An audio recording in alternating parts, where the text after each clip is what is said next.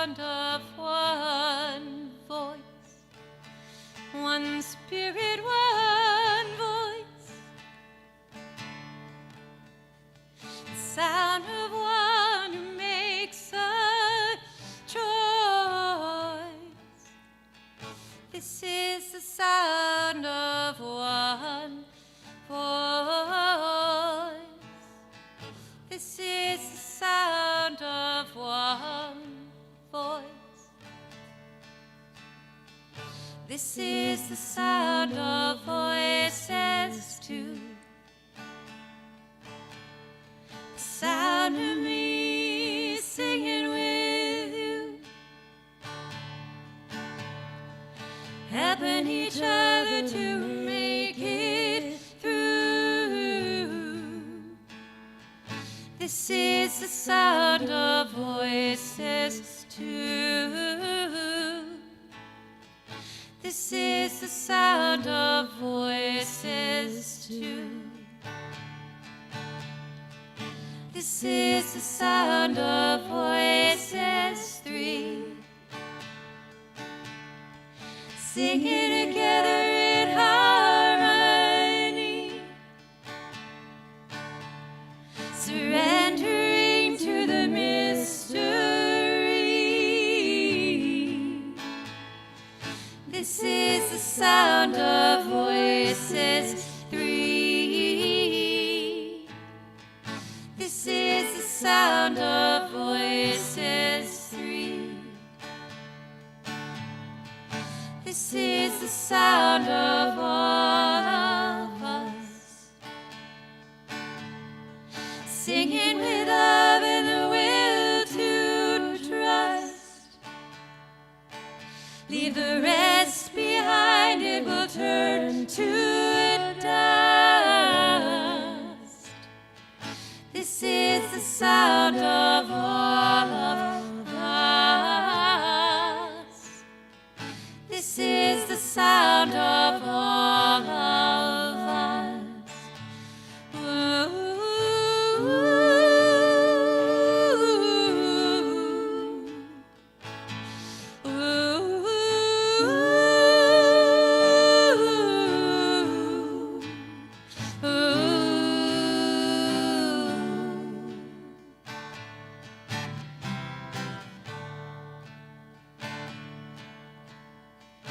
This is the sound of one voice,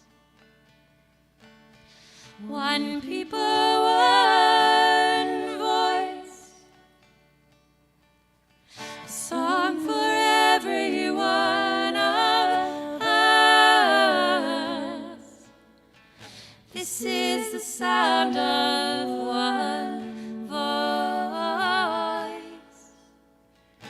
This is the sound of one voice.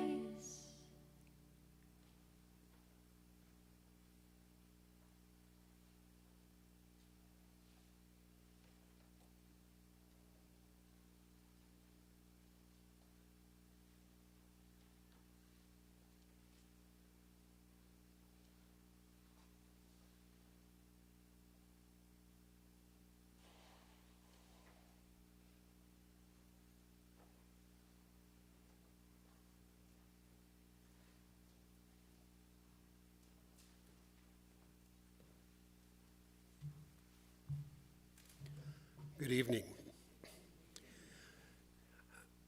I'm Deacon Patrick Conway, and on behalf of our community here at Resurrection, we'd like to welcome you tonight and thank you for having the courage and the faith and the hope to come together. It's often tempting to isolate and to nurse our wounds of grief alone, but it's so much better to come together. A burden shared is a burden made lighter. We're doing something that humans have done since there have been humans. Huddling together, helping each other, sharing our sorrows, sharing our hope. Coming together, we are made stronger.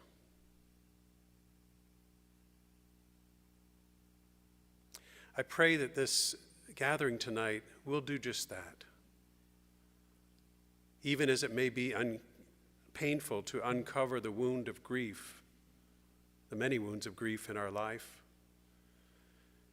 we do this in a safe place, a sacred place, surrounded by love. So let the tears flow if they must, if they will. Don't hold them back. Tears are healing, healing waters. And I pray that you'll come away tonight with a greater sense of your unity with one another and with the whole human race, with all creation. A deeper sense of unity with your departed loved ones who have left this world in the body, but who are still with us. For love is a bond that is greater than death.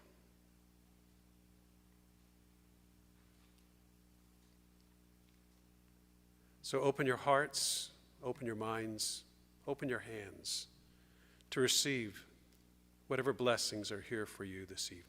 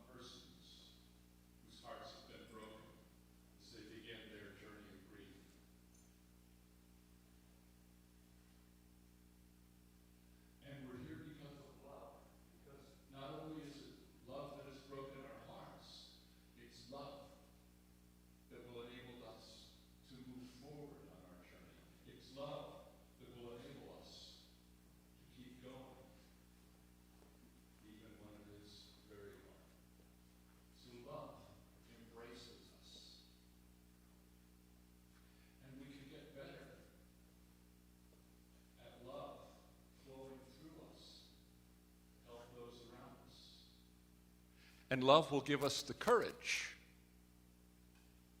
to do the difficult things. And goodness knows, there's some difficult things these days.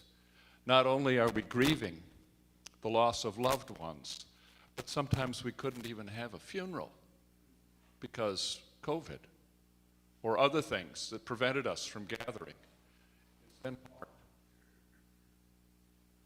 So we're embraced, get better, and we will be given courage. Every religion, every spiritual tradition, every humanistic tradition I know has love as a central thing to it. Every religion, every spiritual tradition, every humanistic tradition has love as a main category, a main focus. The words may vary a little bit, but it's there in all of it because it's who we are. It is the very core of this world. It's transcendent in so many ways. Let me tell you a little story about being embraced by love. True story. So many years ago, I had a friend. His name was John Valentine. I knew him in Minnesota, but he was from California. John, for a while, had worked at an orphanage in Mexico. And while there, he had made friends with one of the little orphan boys, a little guy named Paco. They thought Paco was maybe 4. They didn't really know. They didn't have the information or the papers. But every time Paco saw John, Paco would get this smile and he would run and grab John and give him a big hug. Well, one of the things that John had at his duties at this orphanage was he had to wax the kitchen floor. Now, this was a big place. So the kitchen, I suppose, maybe a third of the size of this room. And he did not have one of those nice machines, you know, to do the wax. No, he was on his hands and knees. How many here have done the hands and knees things to get, yeah, you know what that is. That's hard work. So he had just cleaned off all the old wax, put down this fresh new wax. He's standing up, straightening out his back. And who does he see on the end of the room? Little Paco. And what did little Paco do? He comes running with his muddy little bare feet right across all that fresh, wet wax. Now, what does John do? Well, there was a moment where he was a little angry, as you can imagine. But what does he do? Of course, he scoops him up and gives him a great big hug.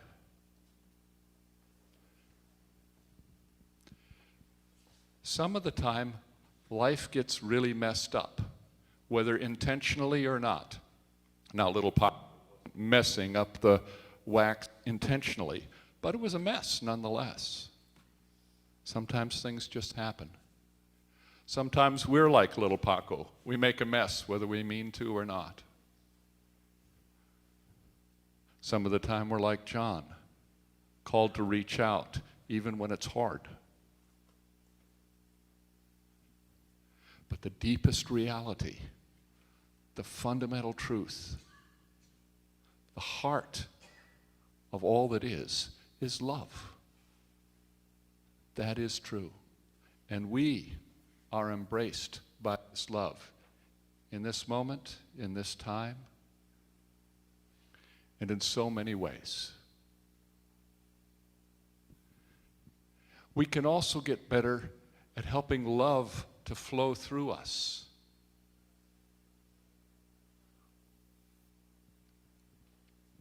And as we do that, as we reach out to others, as we allow that love to flow through us, we also are healed. We also are moved forward in our journey of grief.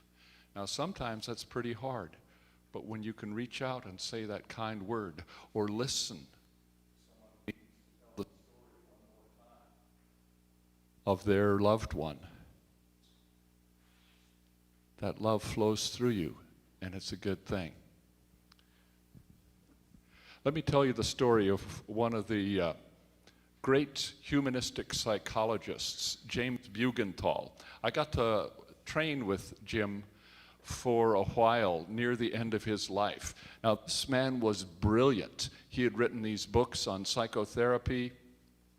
He was a master therapist. I mean, he could bring things to the therapy.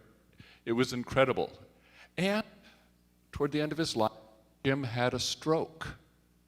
And I got to know him after the stroke. Now, a stroke do a variety of things. But in Jim's case, what it did was it basically wiped out his memory. And it did not change who he had trained himself to be. Now, Jim's methodology, his way of doing psychotherapy, was all about being in the present moment and being fully attentive, fully loving to the person in front of you. And so people had wondered, is he such a good psychotherapist because he's so brilliant? Or is this method really what he says it is, about being really fully present in love with people? Well, after his stroke, brilliance is all gone. What do we have left? We have his ability to be fully present with people. So, true story. He's in the hospital recovering from his stroke. The nurses come in the room and hang out during their break just to be around this guy. You take Jim out to a restaurant. The waitresses pretty soon are sitting at the table talking to him if they've got time. I mean, it wouldn't happen today because everybody's short-staffed. But that ability to be so fully present with people. Now, he's an exemplar of what I aspire to be and what I think all good human beings aspire to be. Can we be a channel for that love, even in the midst of our own challenges? Now, he could have, because of the stroke, gotten bitter, gotten upset, became withdrawn. How can we become better at loving? Of course, we do our grief work. We do the things our grief therapist invites us to do. You know, we reach out to people, we educate ourselves, we do all those things. But we hold that intention of how do we move forward in love? How do we let that love flow through us? And that does move us forward on our journey of grief. And it requires courage. Some of the time it's quite difficult. Some of the time it is really hard to do what we really need to do. So I'm going to tell you a story about my grandpa Fensky. This is a night to tell stories. Actually, you should always tell the stories about your loved ones. And I loved my Grandpa Fensky. And Grandpa and his brother had a dairy farm in northern Minnesota. And this happened many years ago, actually near the Great Depression. And in Minnesota, there's a while that you have pasture for your dairy cows, and there's a while when it's all underneath the snow, and there's no way to have them graze. So what you do is you feed the cows hay, and you put up hay all summer long to make that work. That was my job when I worked for Grandpa, was to help put up hay.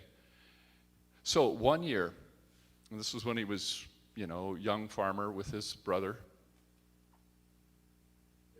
of hay before they ran out of winter. And every farmer in the area was in the same boat. Everybody was running out of hay, and the pastures were still buried deeply in the snow, and there was no way to get out of it. You couldn't go buy hay. Nobody was going to sell it.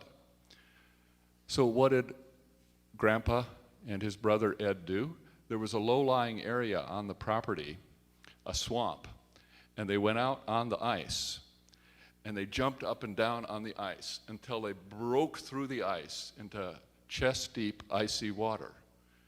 And they reached in and hooked out all the swamp grass, threw it up on the ice, kept doing that as long as they could stand it, and then ran in the house, got warm, back and got the swamp grass and brought it to the barn for the cows. I don't know, has anybody ever plunged into icy cold water? I have done it once or twice. I don't recommend it. It's really hard. It's cold. But why did he do it? Why did he do it? Well, he loved his family. If the cows didn't make it, that was it for the farm. He was also, of course, taking care of himself, because he relied on that just as well. And he also loved the cows. I remember that about Grandpa. He loved animals, he loved his dog, he loved them. And so he was doing the difficult thing because of love. The journey of grief involves many difficult things. Sometimes you step out into that family gathering, into that situation where you know it's going to be hard. And you do it because it's the right thing. You have the courage to do it because of love. And some of the time you get out of the ice and you go in the house and warm up and you stay clear of that for a little while. That's good too. But again, you step out and you do the hard thing. So tonight, I wish for you the love, the deep love, embracing you. I wish for that love to flow through you and help take care of those around you. And I wish for you also the courage to move forward on your journey of grief.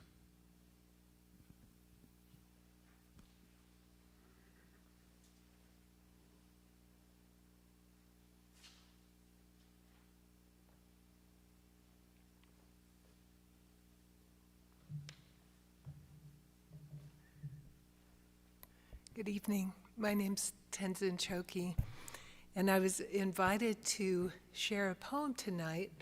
And the poem I chose was one that was introduced to me many years ago by a friend when I shared a story with him about one of my students incarcerated for many years in the prison in Soledad. And during one class, during the break, this student had come up to me and just handed me this photo of this gorgeous little girl, studio photo with her hair done and this outfit, and I just was so excited. I was like, oh, your daughter. And I looked up and there was such a expression of pain, and he'd found out his young daughter had just been killed violently, 6 years old. And I remember in that moment being so overwhelmed by a level of grief I don't think I'd ever seen. So one of my friends, when I shared this story, sent me this poem that I shared with this student who'd lost his daughter, and it gave him quite a lot of comfort. And this is called For Grief by John O'Donoghue, who is an Irish poet and philosopher. When you lose someone you love, your life becomes strange. The ground beneath you gets fragile. Your thoughts make your eyes unsure, and some dead echo drags your voice down where words have no confidence. Your heart has grown heavy with loss, and though this loss wounded others too, no one knows what has been taken from you when the silence of absence deepens. Flickers of guilt kindle regret for all that was left unsaid or undone. There are days when you wake up happy, again inside the fullness of life, until the moment breaks and you were thrown back into the black tide of loss. Days when you have your heart back, you're able to function well, until in the middle of work or encounter, suddenly with no warning, you are ambushed by grief. It becomes hard to trust yourself. All you can depend on now is that sorrow will remain faithful to itself. More than you, it knows its way and will find the right time to pull and pull the rope of grief until that coiled hill of tears has reduced to its last drop. Gradually, you will learn acquaintance with the invisible form of your departed. And when the work of grief is done, the wound of loss will heal, and you will have learned to wean your eyes from that gap in the air and be able to enter the hearth in your soul where your loved one has awaited your return all the time. Thank you.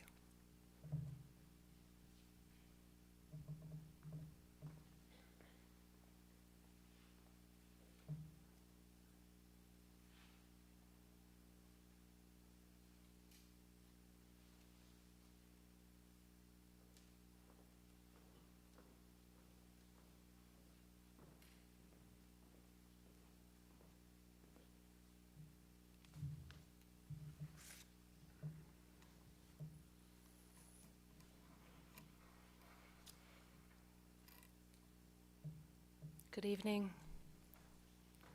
I'm Kathy Conway, and I have the great honor to serve as the Chief Executive Officer at Hospice of Santa Cruz County.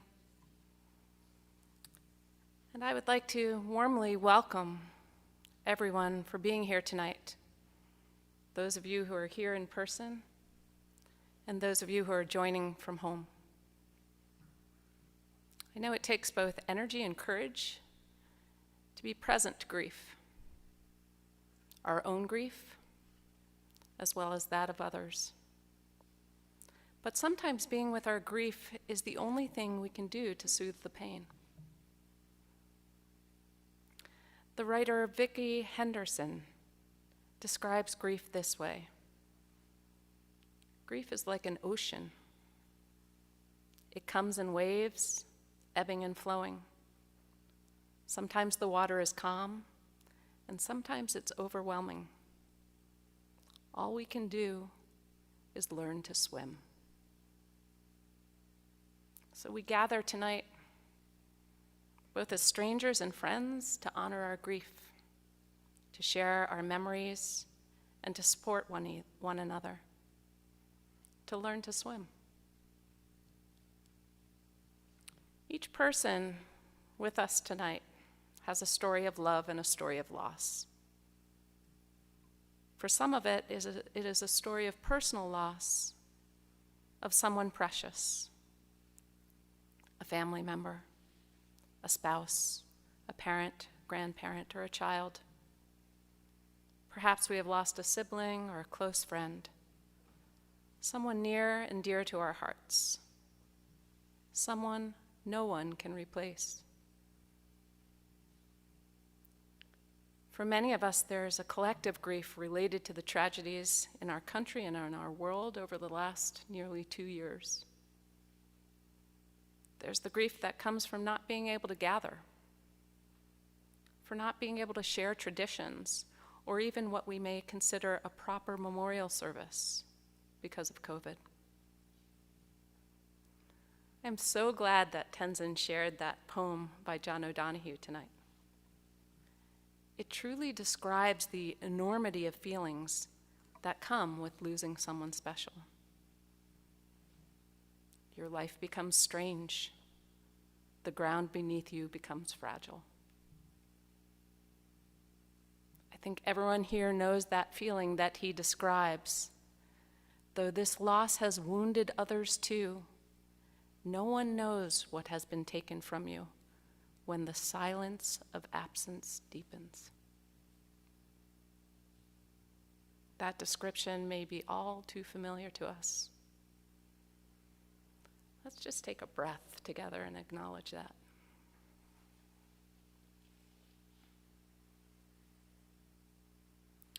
Within this church tonight, there are a variety of beliefs and life philosophies. Our intention is to hold a place of respect for the rich diversity that is here. Together, we create a safe and sacred place to be present with our grief and tenderly hold the shared suffering in this room. What unites us is our love and our loss, our journey of grief. In many faith traditions, we hear the word remember. Remember. To remember is to put together again. When we remember our beloveds, we, in a sense, put them back together again. In the Jewish tradition, when somebody passes, the saying is, "May their memory be for a blessing." The memory of a beloved brings us blessings of their life, of the deeds, of their values, of their ideals. When we think of the person who has died, we bring them into the present moment, and we live with their memory. In the Christian tradition, Jesus told his disciples, "Do this in remembrance of me." Bring me back to your memory so that I may continue to live in you. In the Sufi tradition, after someone has died, the saying is, "May the book of their life remain open." The request is made so that each time we remember them, their story will continue. The blessing, the prayer, is that their life will not lose meaning. At Hospice of Santa Cruz County, we have a saying, "Every loss needs 100 tellings." Let our time together tonight be one of those tellings. I'd like to invite us to open our hearts to one another now with tenderness and compassion, and remember that love is stronger than death.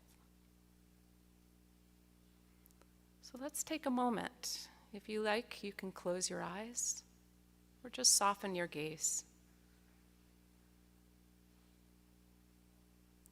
Might even want to choose to put your hand on your heart and just feel your breath.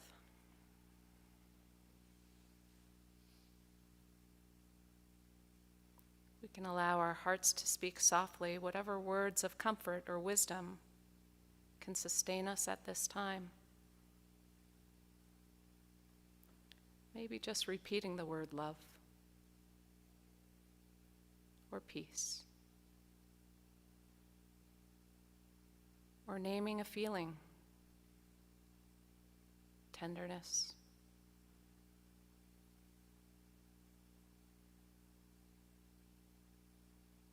If you wish, invite the memory of your loved one who has died to be present now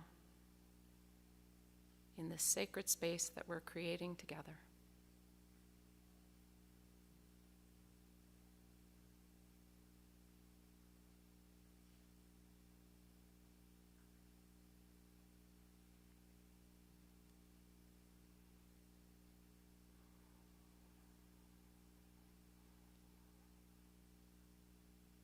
Thank you. I want to end by coming back to that poem by John O'Donohue. Because just as it started with a heavy weight of grief, we know that grief also changes and softens with time.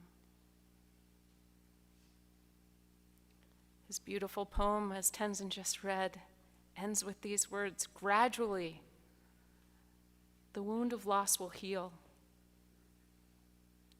and you will have learned to wean your eyes from the gap in the air and be able to enter the hearth in your soul where your loved one has awaited your return all the time. May the music and reflection shared this evening support you on your journey.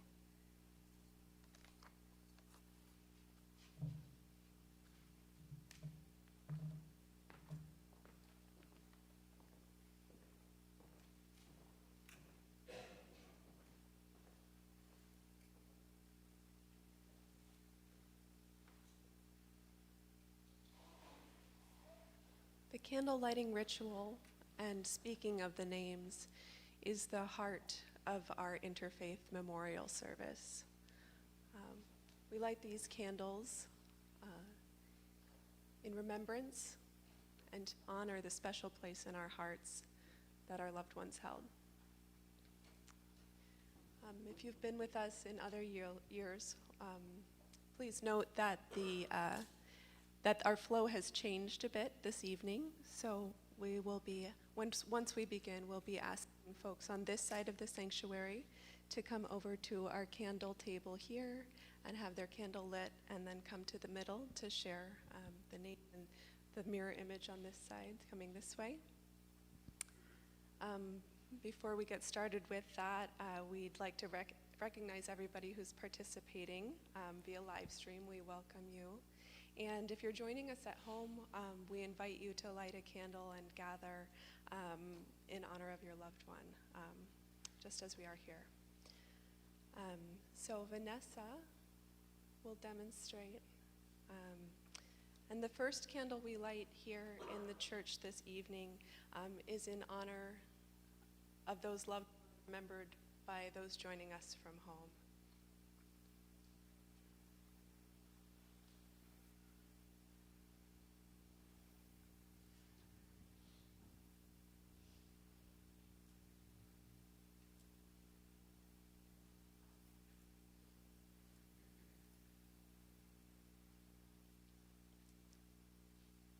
So at this time, I'd like to invite everyone who would like to share and light a candle for their loved one to use the aisles along this side to come on forward and join us at the front.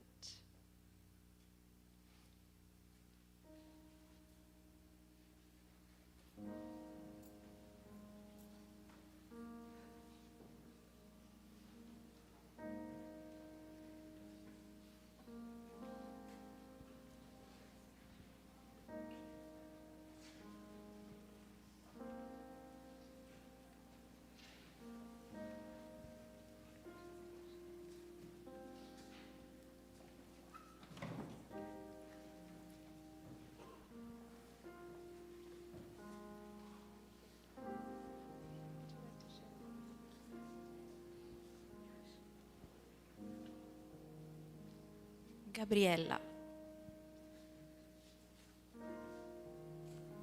Louis Boucher.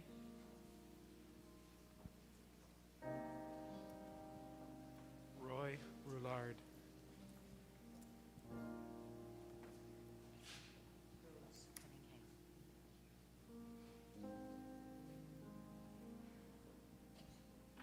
Don Bush.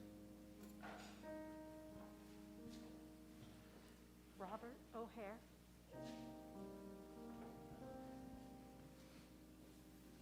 Walt Fensky and Seva Weiberg.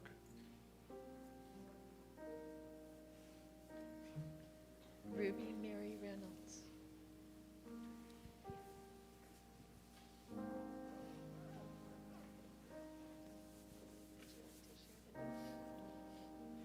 Rose Cunningham.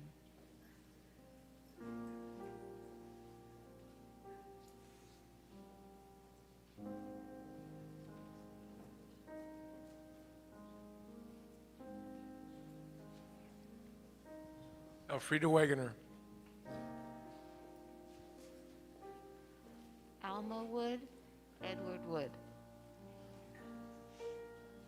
Trinity Ann Larson. Joan and James Eastman. Bernie, Ronnie, and Lethal.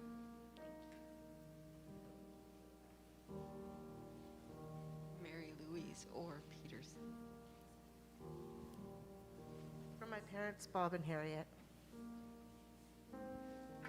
Mary Lou. For my grandma Harriet and my husband's Grammy Jan. Gloria Rivas. Gloria Walgamont. Ellen Kowalski. My son Ryan. My mother, Elizabeth Andraco.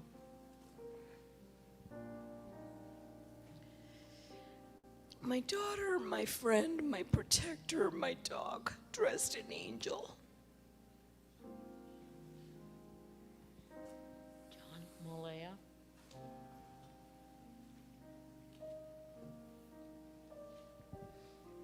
My mom, Amy Hernandez.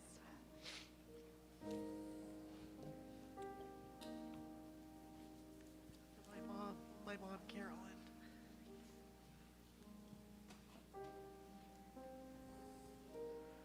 My son, Owen McCormick. My husband, Michael Rankin.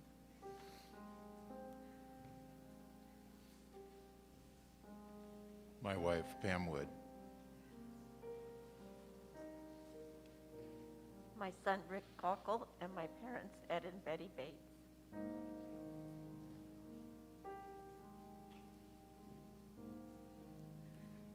My son Luke Smith, his grandmother Muriel Smith, and my father Martino Huang. My mother and father, Ruth and Frank, my brother Eric, my sister Anna Dee, and my nephew Ted. My husband Randy Adams. We called him Pop Pop.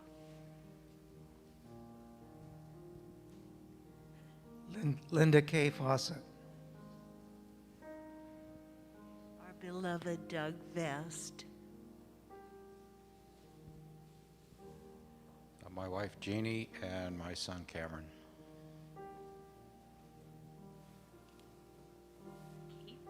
Kate Kearney and Lynn Crawford.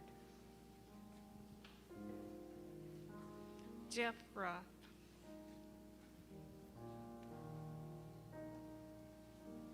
My grandparents, aunts and uncles, my parents, and my brother Mike. My partner, Ben Post. My sister Layla and my father Alan. My mother Carolyn. My grandmother Clara Peters. My mom Heather High and my my friend Carolyn Crandall, and my friend Roseanne Blinker. For my husband, Cliff Knudsen.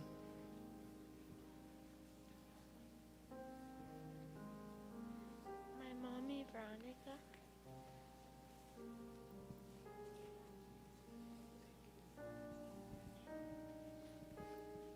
For my father, Lena. My husband Pete and my son Tim.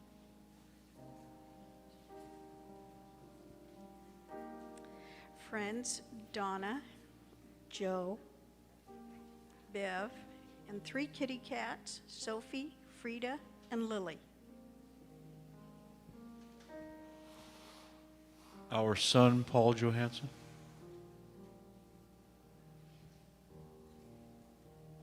My grandpa, Waldo, and my sister, Araceli.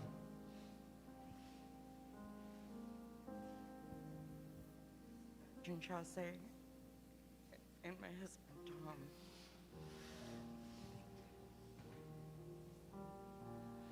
For my friend Anna Marie Noto and my uncle Santiago. And James Eastman. My mom and dad, Bill and Marianne Honor. My good friends Marcus Price, Mr. Derek Rainbow, and my wife Anne Marie. My parents, Bill and Dorothy, my sister Timmy, and my son Matthew. Bill and Daniel. My mom and dad and my sister Diane. My brother Doug McDaniel. Mattis Boyd Drake. My son Stephen. Robert Crockett, Bubs, and Frankie Tellez. My wife Karen.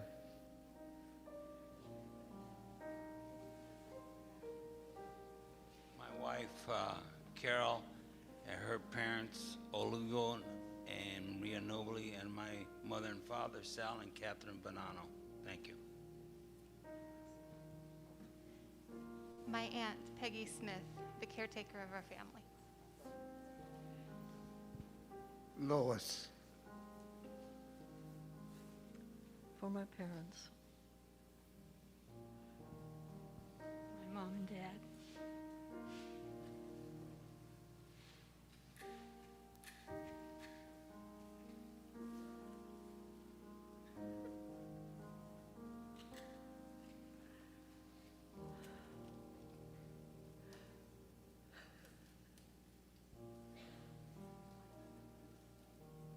For my mother, Ruth, and my father.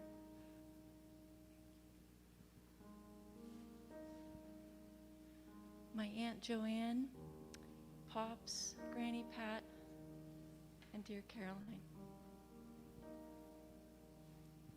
For my dear friend Sally.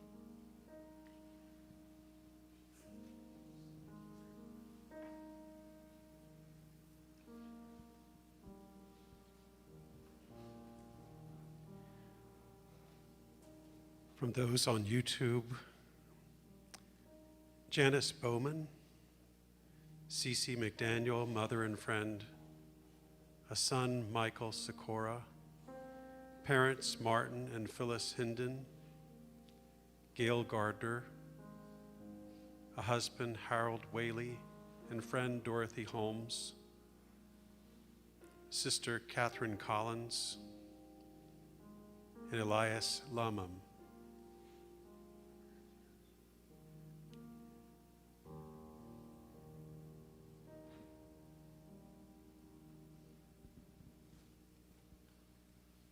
Thanks. And I just invite everybody to take a moment to hear the light of this remembrance.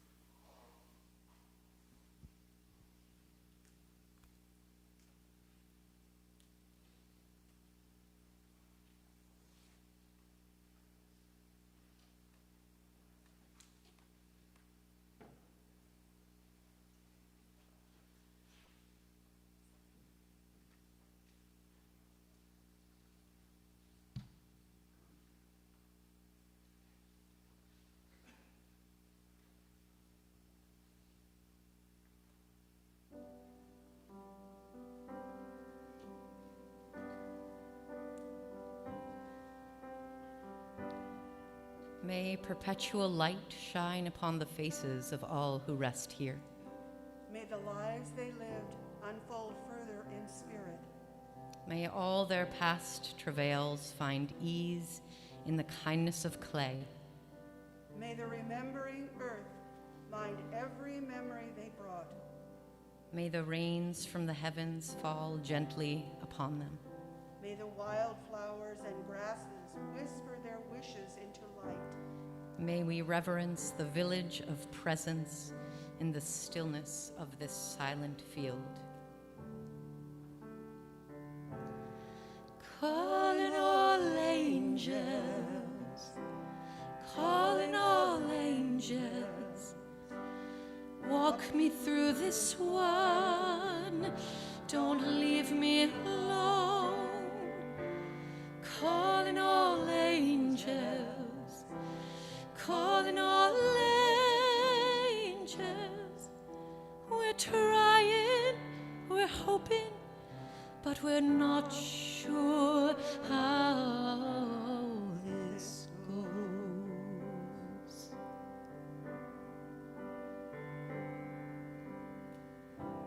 And every day you gaze upon the sunset with such love and intensity.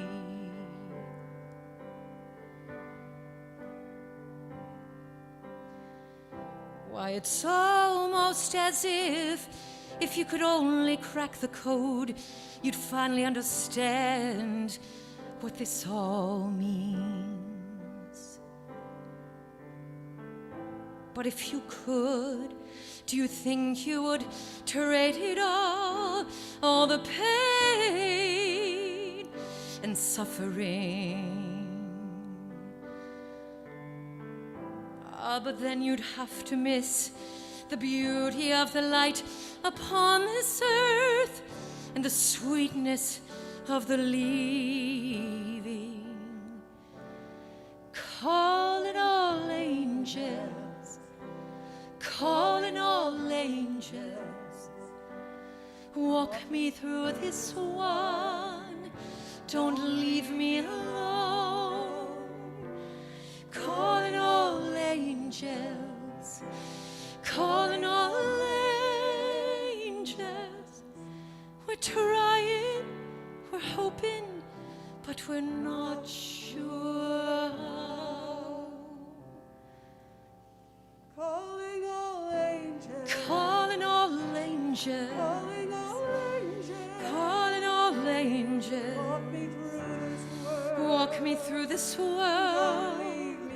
Don't leave me alone. Calling all angels, Calling all angels, calling all angels, calling all angels, we're trying, we're hoping, we're hurting, we're loving, we're crying, we're calling, 'cause we're not sure how this goes.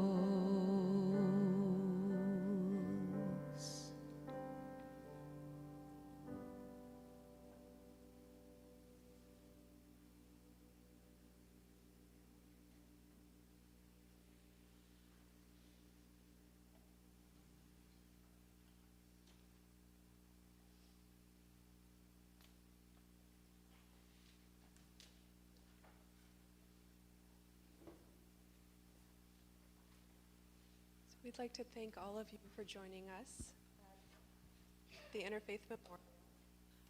Now more than ever, these opportunities to connect and reflect feel so important. If you're not already familiar with the Hospice of Santa Cruz County Grief Support Program, please know that support is available for both youth and adults who are grieving in our community. This service is available to all community members, not just those who have lost someone on hospice services. So please reach out to us if we can help provide support in your grief journey. Thank you to each of us for joining us this evening, and a special thank you to our speakers, to Resurrection Church for hosting us, and for our wonderful musicians for sharing with us. In years past, we've held a reception in the neighboring building. This year, instead of a food reception, we welcome you to remain here in the sanctuary space after the service to share stories or reflect if you'd like. So as you're leaving, please be sure to take your items of remembrance and a candle with you to have at home. And thank you again for joining us. We'll conclude our memorial service with a song.